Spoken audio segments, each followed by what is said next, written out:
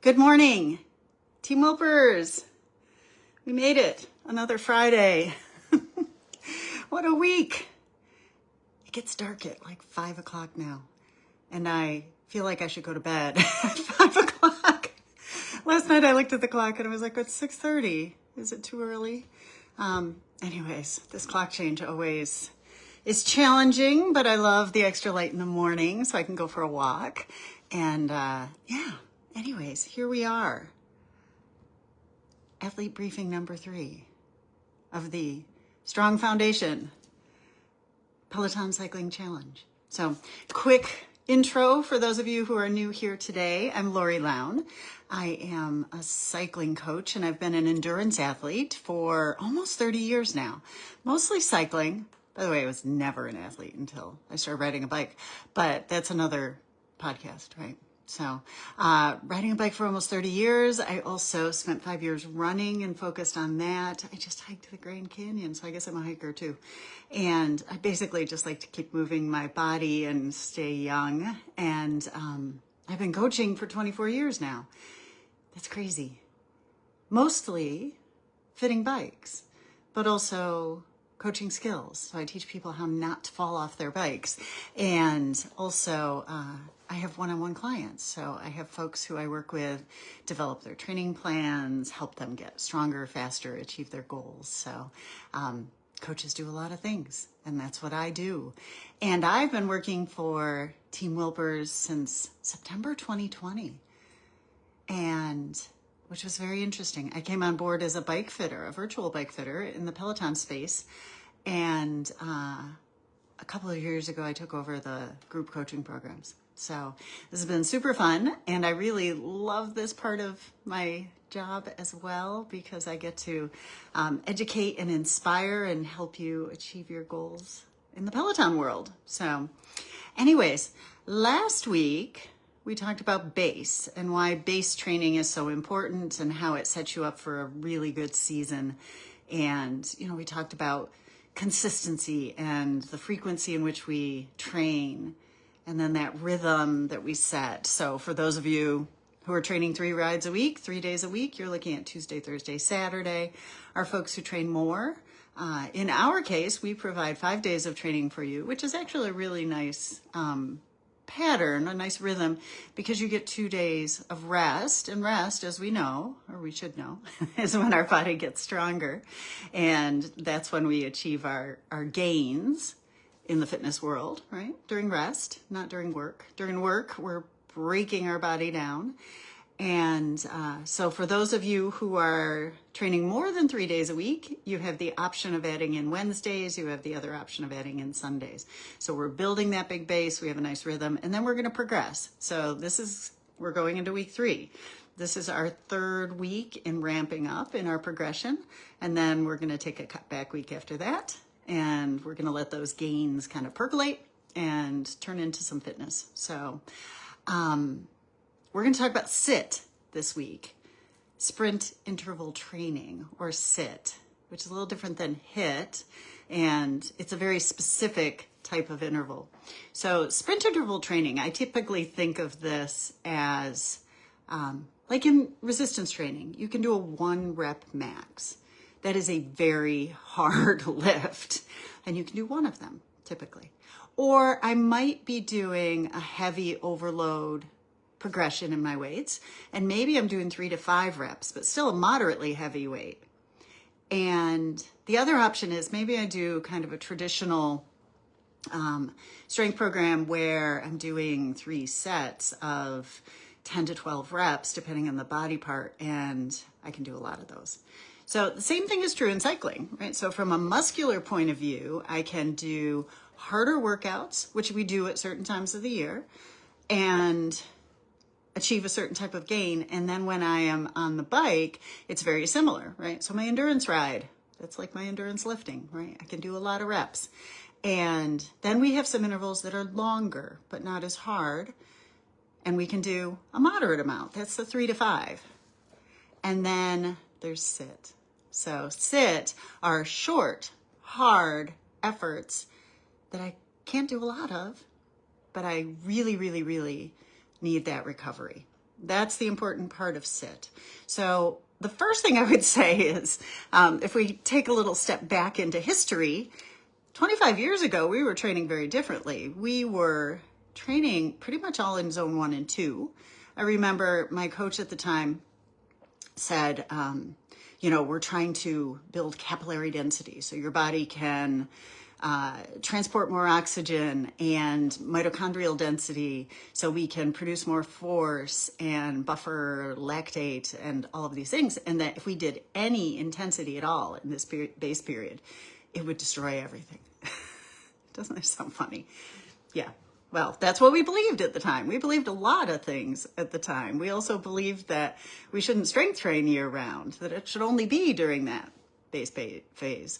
So we've learned, I feel like a myth buster here, we've learned that we can do things differently. And especially for those who don't have a lot of training time, doing this type of training, sit, can be very effective. There's huge benefits to doing it year round, but even during our foundation phase, our base phase. And that's where, like I said, historically, folks have said, oh yeah, you can't do any intensity here because it's just gonna, defeat the purpose of all the other base training you're doing. So we now know that that is not true. So what are the benefits of sprint interval training or sit training? So we're going to increase our strength and our power. Strength is our ability to move something, a given weight. Power is the ability to move that fast. So sit training has a benefit for both of those. And basically, we're able to recruit more muscle fibers. So that's good. We're training our body to use more muscles more efficiently. And that's a good thing. So we can recruit muscles. We improve our form and our reaction time. And I think that's really important, especially as someone who's not getting younger. Improving our form, that's the idea that I should be able to pedal better if I'm training myself to pedal under load, right? Hard. And my reaction time. And I think that's important both from a physical and a mental point of view. I can tell you the fitter I am, the better my brain feels. I feel like I can speak faster. I can respond quicker. I don't have those little flubs in my speech where I'm trying to find a word. So we're going to increase our strength and our power. We're going to improve our form and our reaction time. So those are great. The other thing I want to say about sit, the recovery phase is really important too. So what are we doing during the recovery phase? We're stimulating aerobic adaptations, and that can improve our 20-minute power. Now, where does that sound familiar, right? We test our 20-minute power to determine, to estimate our functional threshold power, or our FTP. So our recovery, even though it's super easy, is helping us push that threshold up. So the hard efforts are pulling it up from the top. The easy efforts are pushing it up from the bottom. So even though we are not training at threshold, we are improving threshold. And obviously it is time efficient because we can do shorter workouts, as you've noticed. And sometimes we'll do longer workouts. I will say in this training block, I'm somewhat limited by the classes. Most of you probably wouldn't want to do the same sit classes week after week. So I put in some longer interval classes, and that's okay. It's not going to hurt you. But for low volume athletes in particular, so folks who are not training 16 to 20 hours a week, this is a really efficient way to gain some fitness, both at the low end and the high end, and maintain our performance. So that's super important. We don't want to lose all of our fitness at any given time of the year. We never go back to zero. A lot of people are like, oh, I'm back to zero. No, you're not. You've trained. You have the mental capacity, the physical capacity, but yes, in order to maintain fitness, we need to be consistent. We need to keep training. So anyways, that's the benefit of sit.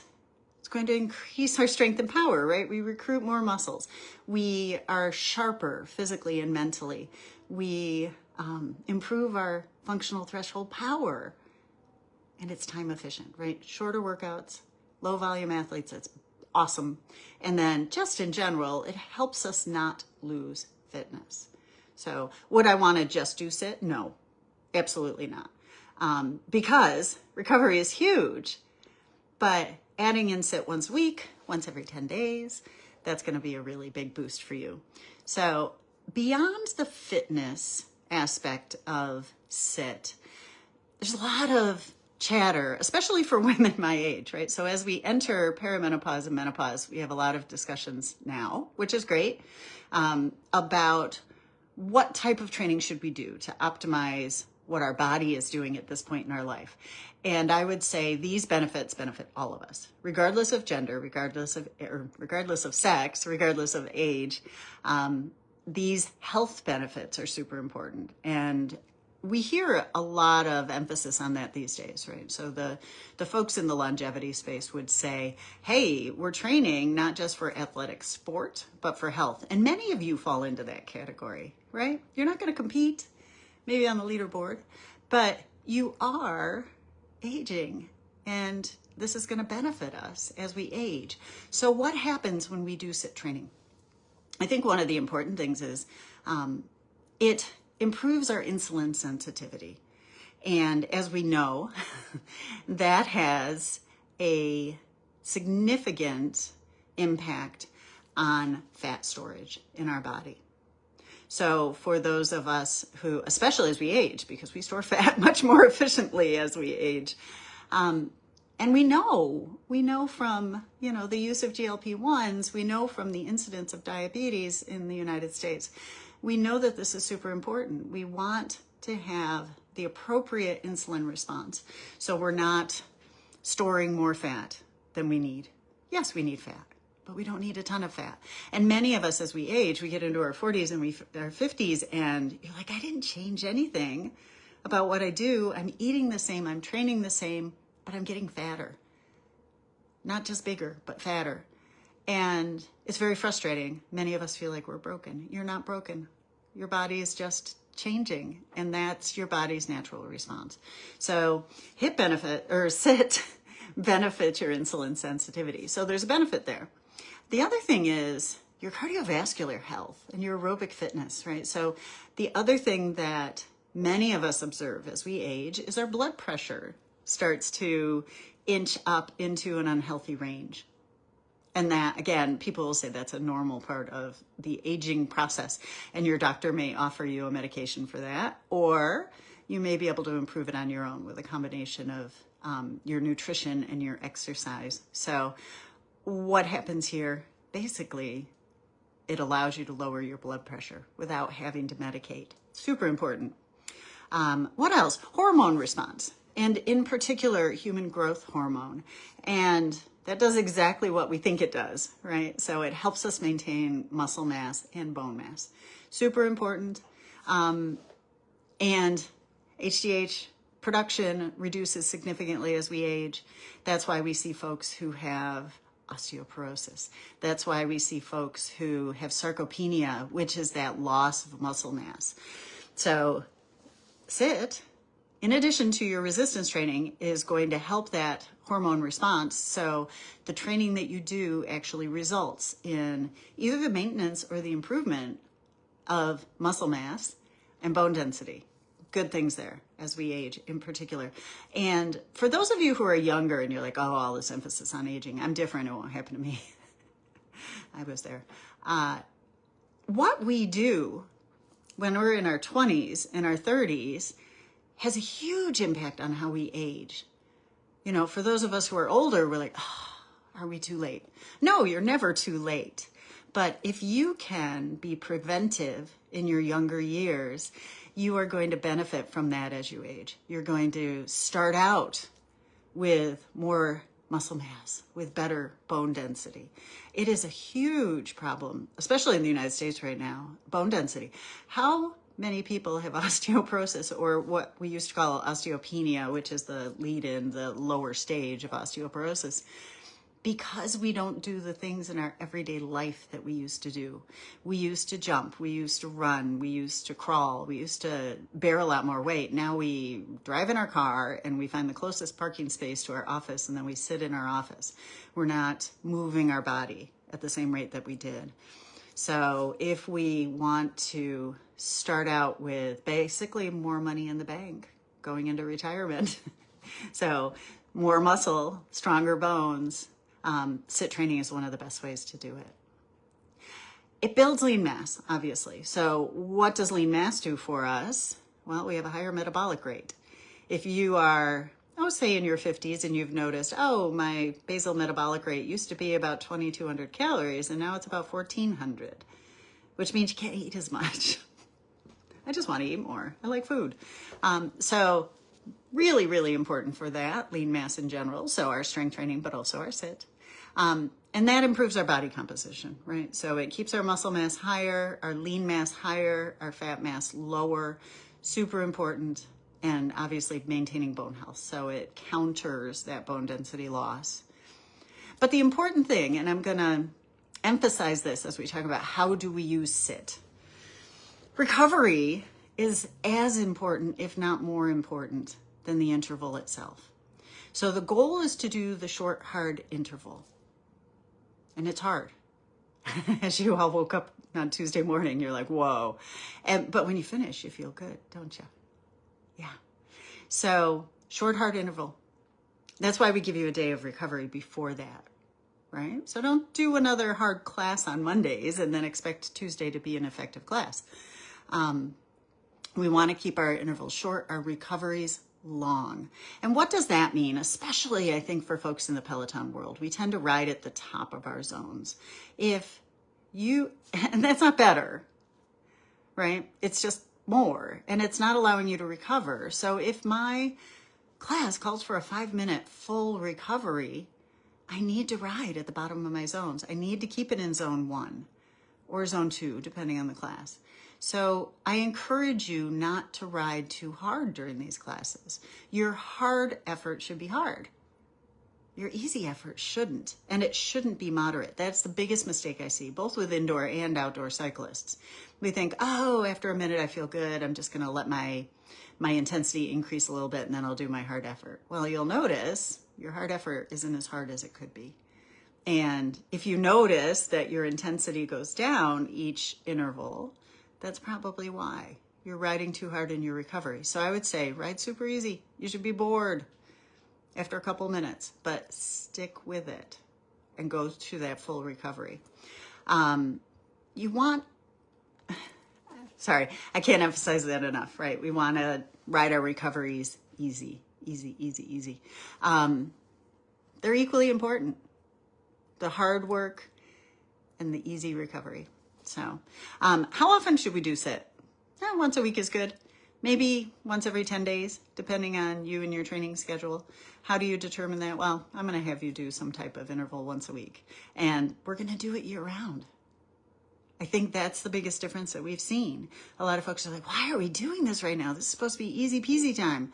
Well, all the reasons I told you above, keeping that fitness.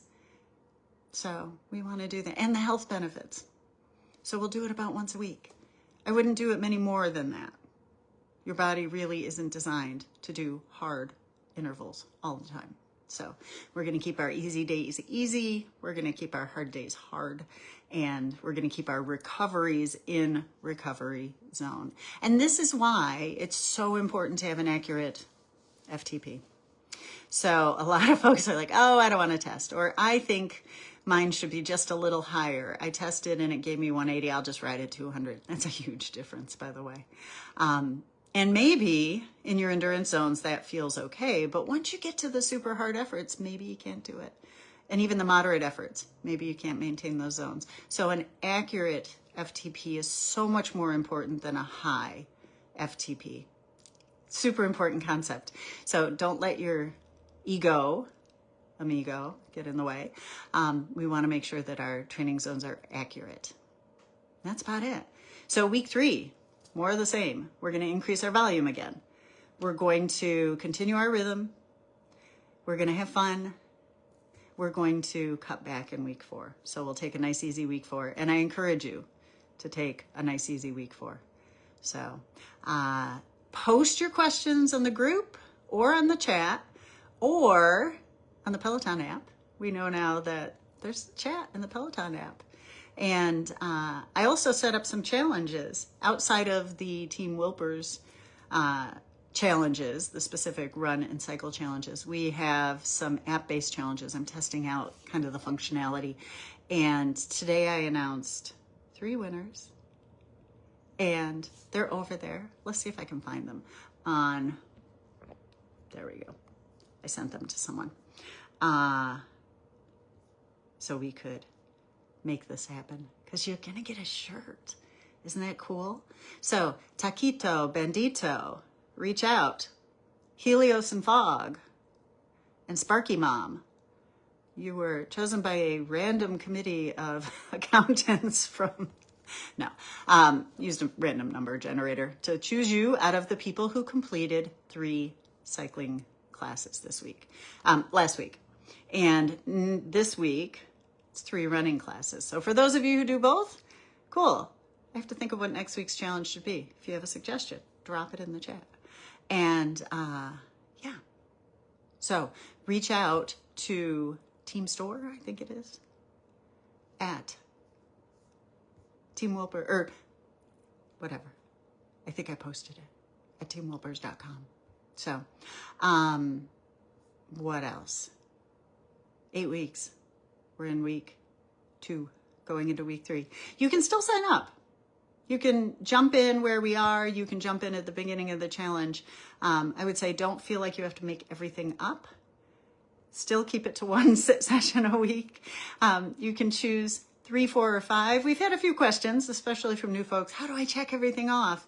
Well, you don't really need to check everything off. We use the platform in cycling as a schedule more than a completion monitor. And so I look at it this way. I write you a 3-ride challenge. If you're all access, I give you 2 bonus training days, and you can choose to do one or the other or both.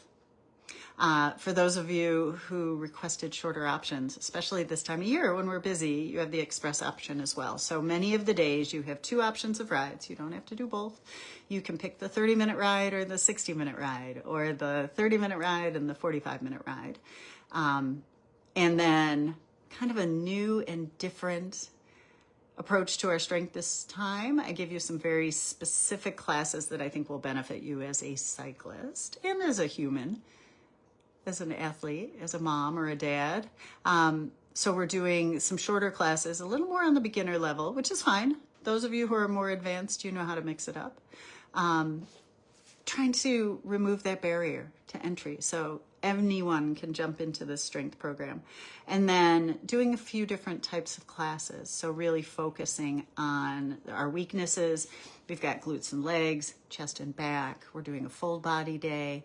We're doing short Pilates, and I'm hearing good things, and also some yin yoga. So Pilates is going to help you with core strength, with pelvic floor strength, with engaging those muscles appropriately, with breathing. Yin is just a super awesome restorative form of yoga, deep into the muscles and long poses, and let's see how that goes. So beside that, we are on the app as a team, Team Wilpers. Join. Invite your friends, participate in the challenge. There's chat there. There's chat on Facebook. Our leaderboard tag is Team Wilpers Cycling. So I think that's about it. We're on the platform, so you'll find the challenge on teamwilpers.com, on the training platform. And the PDFs are there. The PDFs are in the Facebook page for the 3-class free challenge. And if you want everything else, you can join us as all access. So you get access to all the classes on the challenge, as well as previous challenges and other training programs and running programs and strength programs and whatever else we have available there. It's cool discounts. So that's about it. Have a great weekend. Have a great week ahead. I want you to think about me on Tuesday as you're doing your full recovery on your intervals, and tell me how that feels different than when you ride them hard. So have a great week, everybody. I will see you on the leaderboard.